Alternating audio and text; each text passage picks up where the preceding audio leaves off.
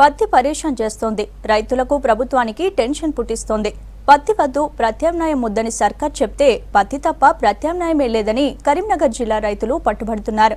ఓవైపు పత్తి విత్తనాలు తక్కువగా సప్లై చేసేందుకు ప్రభుత్వం ప్లాన్ చేస్తుంటే మరోవైపు నకిలీ విత్తనాలు మార్కెట్లోకి దూసుకొచ్చేందుకు కాపు కాస్తున్నాయి.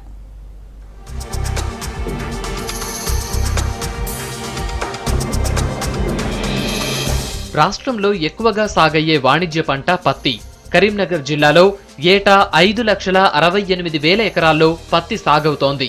అయితే గత 2 ఏళ్లుగా పత్తి పంట రైతుల పాలిట శాపంగా మారింది. ఈ పంట సాగుతో ఎక్కువగా నష్టపోయిన రైతులు ఆత్మహత్య చేసుకున్న ఘటనలు చాలా ఉన్నాయి. దీంతో ప్రభుత్వం పత్తి వద్దు ప్రత్యామ్నాయం ముద్దు అంటూ పల్లెల్లో ప్రచారం చేస్తోంది. పత్తికి ప్రత్యామ్నాయంగా సోయాబీన్, కంది, పెసర, మొక్కజొన్న పంటలు సాగు చేయాలని సూచిస్తోంది.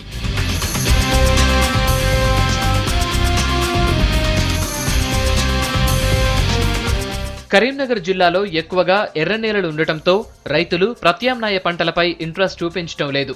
ప్రభుత్వం చెబుతున్న ప్రత్యామ్నాయ పంటలు ఈ నేలలో పండవంటున్నారు.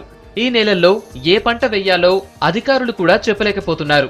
నల్లరేగడిలో ప్రత్యామ్నాయంగా పెసర వేస్తే చీడ పురుగు వస్తుందని, సోయాకు జిల్లాలో మార్కెటింగ్ సౌకర్యాలు లేవని, జనుము, మినుము పంటకు సరైన ఆదాయం రాదంటున్నారు.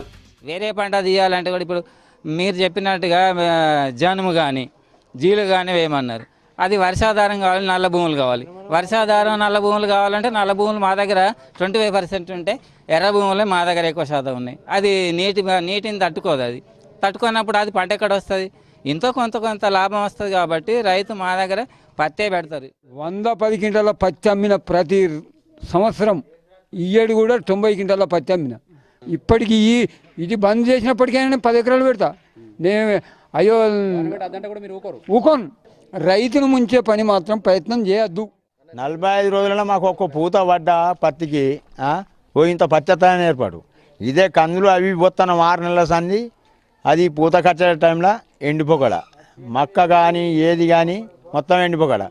మాకు పత్తి పెట్టుకుంటేనే 4 రూపాయలు వస్తాయి. అది గవ్వ గువ్వ వెళ్తుంది. పత్తికి గిట్టుబాటు ధర లేకపోతే నష్టపోవాల్సి వస్తుందని వ్యవసాయ శాఖ అధికారులు చెబుతున్నారు. ఒకేసారి పత్తి పంటకు దూరం కాకపోయినా కొంతవరకైనా ప్రత్యామ్నాయ పంటలు వేసుకోవాలంటున్నారు. గ్రామాల్లో మన వ్యవసాయం మన తెలంగాణ కార్యక్రమంతో ప్రచారం చేస్తున్నారు. అయితే ప్రభుత్వ ప్రచారాన్ని పెద్దగా పట్టించుకోవటం లేదు రైతులు. జిల్లాలో పత్తి సాగుకు ప్రతి ఏటా 11 లక్షల పత్తి విత్తనాల ప్యాకెట్లు అవసరం ఉంటుంది. ఈసారి మాత్రం పత్తి విత్తనాలపై మాట్లాడొద్దంటున్నారు అధికారులు. ప్రభుత్వం నుంచి తమకు ఇదే సమాధానం చెబుతున్నారని అంటున్నారు. ప్రతి గ్రామ పంచాయతీలు కూడా పెట్టినటువంటి కార్యక్రమంలో ముఖ్యంగా ఫస్ట్ మేము హైలైట్ చేసింది ఏంటంటే పత్తి వేస్తున్న రైతులు ఒకసారి ఆలోచించుకోండి. దయచేసి మీరు కాటన్ వేసే వాళ్ళందరూ కూడా ఒకసారి ఆలోచించండి.